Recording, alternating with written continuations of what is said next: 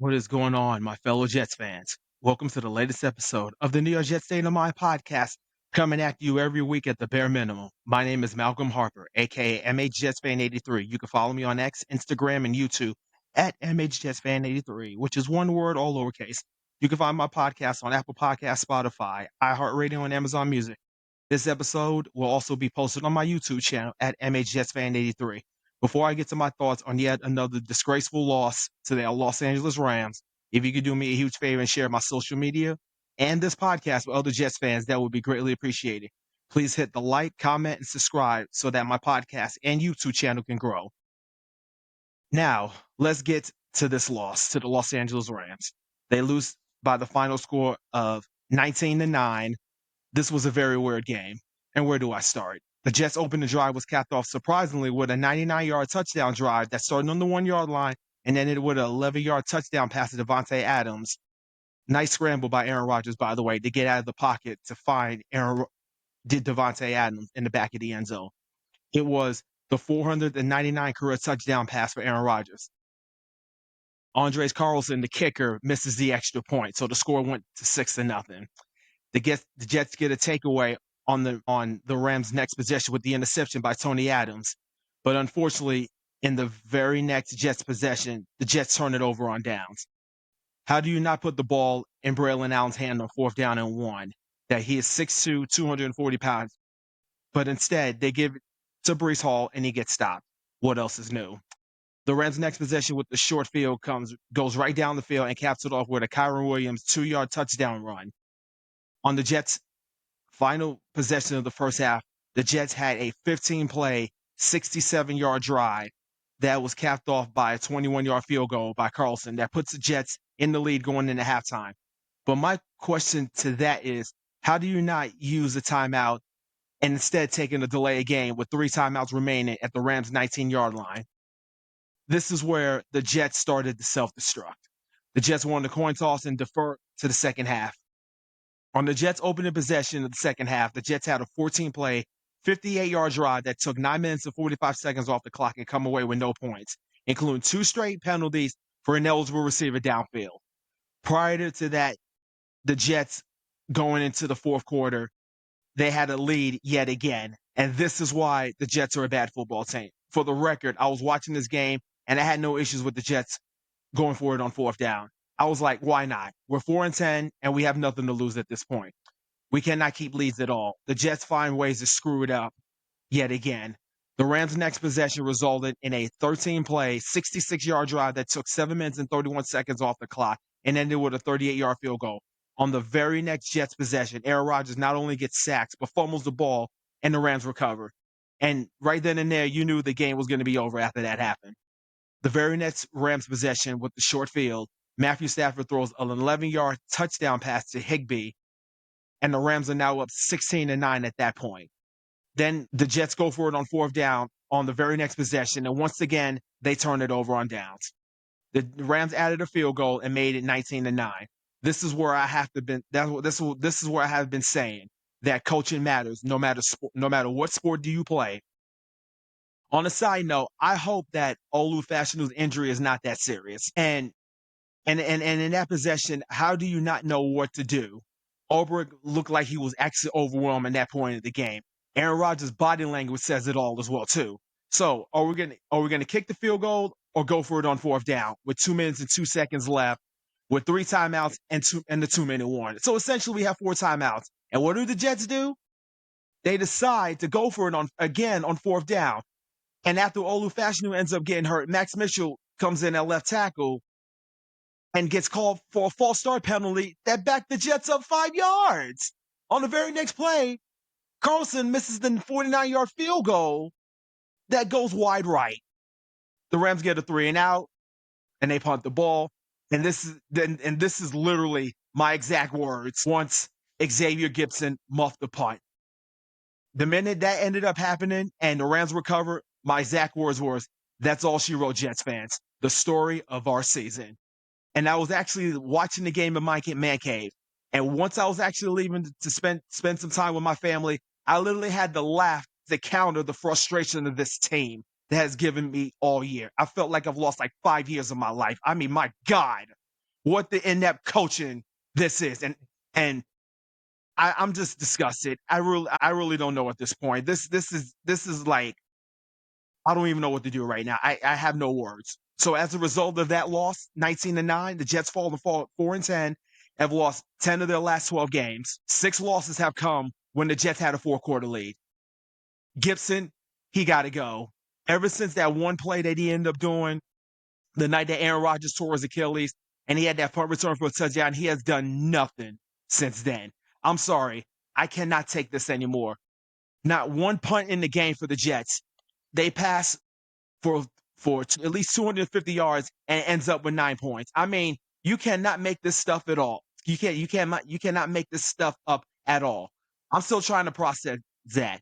And I'm pretty sure my fellow Jet fans that are listening or watching this, I'm pretty sure you're trying to process this as well too. So only the Jets would find the most creative way to lose a game.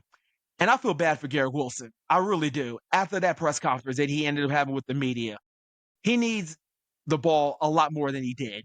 His direct quote on the post-game press conference, quote, I would love to be involved, but if people see it differently, then that's out of my control. I'm also hoping that Aaron Rodgers is not trying to play favoritism and having Devontae Adams catch this 500 career touchdown pass. Guard with more drops yet again. Now he has to go too. I can speak for all Jet fans when I say I'm going to be pounding the table throughout this podcast and through this podcast and through the offseason that if Woody Johnson wants the right coach to turn it around quickly, you better hire Mike. You better hire Mike Vrabel.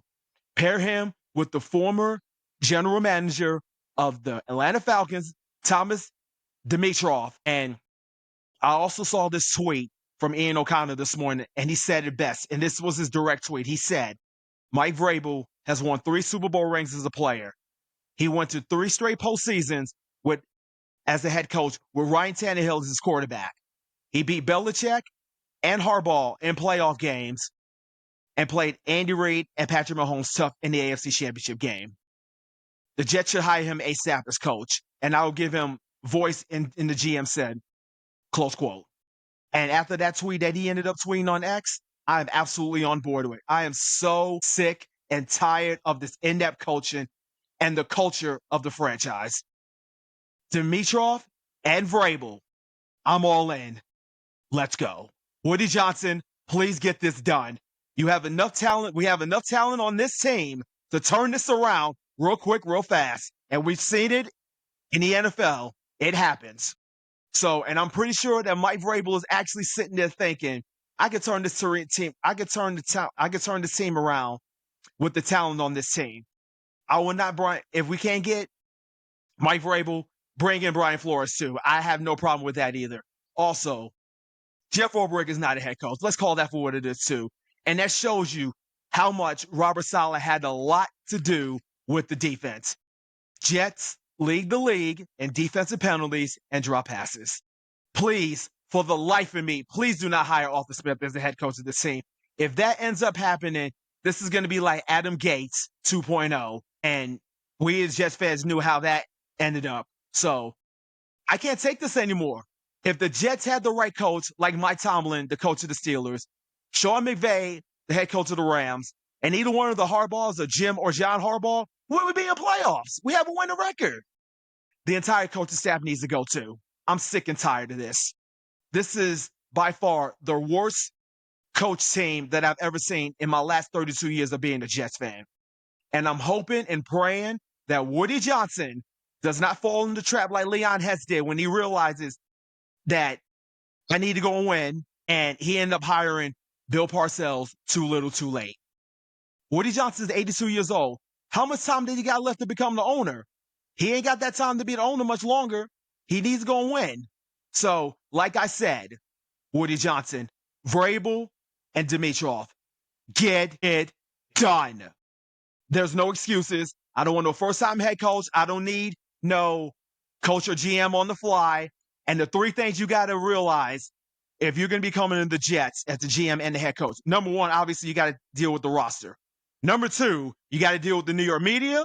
And number 3, you got to deal with us, the fan base. So that's 3 things that you got to deal with if you're going to be coaching for the Jets. That's all I got to say about that. So let's move right along. I know it's early, but let's get to the preview of the next to the last game of the season, road game against the Buffalo Bills at Orchard Park. According to the ESPN bet, the opening line number was -9 in favor of the Bills with the over under 46.5. And I'm talking to you right now on a Monday. The current line number is -10 with the over under still at 46.5. I'm just going to go flat out say it. We're going to get blown out by 3 touchdowns. I could definitely see a 34-10 blowout. The only prediction I could say about this game is the fact that Aaron Rodgers will get his 500 career touchdown, and Garrett Wilson's going to surpass 1,000 yards for the third straight season. That's all I got to say briefly about the Bills. So before I get on out of here for the rest of 2024, let me get to my favorite part of my podcast. You guys know what it is. It's new follower shout out. I'm a man of the people on this podcast. So each new follower that follows me on X, Instagram, and YouTube, you're going to make sure that you're going to get a shout out from me. Now, as I'm recording this on the Monday, there's no new followers on any of my social media accounts. Now, with that said, this is my final episode for the 2024 calendar year. I cannot thank you enough for supporting these last 3 months. Hopefully, this podcast can grow in 2025. Hopefully, I have some guests down the road, but we'll see what happens. But if you're listening to this podcast for the first time, please do me a favor, wherever you're listening at, and whatever device that you're listening on, please go to X, Instagram, or YouTube, and go to the search box and type in my name, MHJetsFan83, which is one word, all lowercase. I'll be posting this episode on Apple Podcasts, Spotify, iHeartRadio, and Amazon Music. I will be posting the video version of this podcast on my YouTube page as well. I'm going to be taking a much-needed vacation going to Southern California with my wife and kids for the holidays. I will be back sometime the first weekend in January to recap the game against the Buffalo Bills and previewing the final game of the season against the Miami Dolphins. Now, I want to wish you guys all that are either watching or listening a happy holiday season. Enjoy your time with your family. The one thing that my late dad always told me when he was still alive, before he passed away 10 years ago, says family is all you got. So please cherish those moments and the holidays with your loved ones. 2 more games, Jets fans, and this lost season will finally be over. So until then, JETS, Jets, Jets, Jets. Merry Christmas, Happy New Year, and take care, and see you in 2025. Peace out.